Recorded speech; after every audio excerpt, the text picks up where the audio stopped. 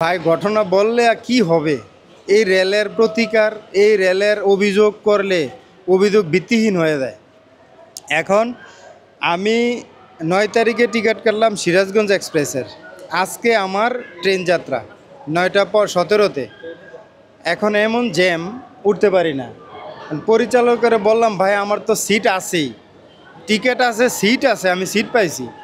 আপনি এখন মহিলা মানুষ, অসুস্থ ছোটো বাচ্চা আছে, আপনি একটু টাকা দিব, আপনি গেটটা খুলে শুধু তাদেরকে একটু আশ্রয় দেন। উনি টাকার কথা শুনে আশ্রয় দিল।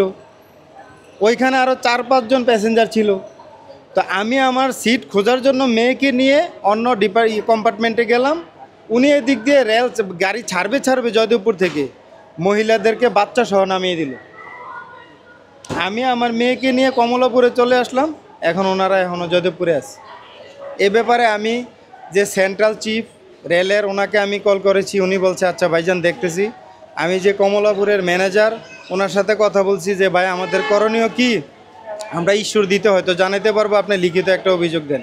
কোথাও গিয়ে ভাই কোনো লাভ নাই, কোনো সুরাহা নাই, কোনো সমাধান নাই, এই অবস্থায় আছে। তারা নামাই দিল কেন হঠাৎ করে? তারা টাকার কথা বলছি উঠাইছে, আমার সিটও আছে, আমার টিকিট আছে।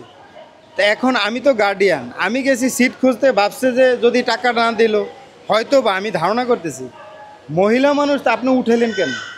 ঠিক না? আমি তো পরবর্তীতে কমলাপুর আসছি, আইসে ওনাকে বললাম আপনি কি কাজটা ঠিক করলেন? আপনি কেন ওদেরকে নামাই দিলেন? আমি তো টাকা দিতাম আপনাকে। কি অন্য বগিতে উঠাইছিলেন? সিট না পেয়ে আমি অনেক ভিড়, উঠতে পারতেছি না। এখন মেয়ে আর ছোট বাচ্চা আছে, তারপরে মনে করেন মহিলা আছে, বৃদ্ধা আছে, 70 ঊর্ধ্ব বয়স। তো ওনাকে নিয়ে তো দৌড়াদৌড়ি করে আপনার বগিতে যাওয়া খুব অসম্ভব। কারণ আপাতত ওনাকে রিকোয়েস্ট করে টাকার বিনিময়ে উঠাইছি। আমি সিট খুঁজতে গেছি, উনি মহিলাদেরকে নামাই দিয়েছে। মূলত কোথা থেকে যাত্রা? আমি জয়দেবপুর থেকে কমলাপুরের উদ্দেশ্যে রওনা করতেছিলাম। লোকাল ট্রেন আন্তনগর ইন্টারসিটি সিরাজগঞ্জ এক্সপ্রেস। আমি টিকিট নিয়েছিলাম অনলাইনে। এটা অভিযোগ দিয়েছি ম্যানেজারের কাছে। ম্যানেজার বলতেছে এটা তো ঈশ্বরগঞ্জের আওতায়, তো আমরা একটা লিখিত অভিযোগ দেন, আমরা ওই অফিসে জানাবো। এতটুকুই, কোনো কিছু হবে না। তাদের সাথে যোগাযোগ হয়েছে, তারা পরবর্তী ট্রেনে আসার চেষ্টা করতেছে। আমার পরিচয়, আমি শহীদুল ইসলাম। আমি একটা সরকারি প্রতিষ্ঠানে চাকরি করি। আমি আমার পরিচয়টা কোথাও দেই নাই। আমার বাসা হচ্ছে নারায়ণগঞ্জ।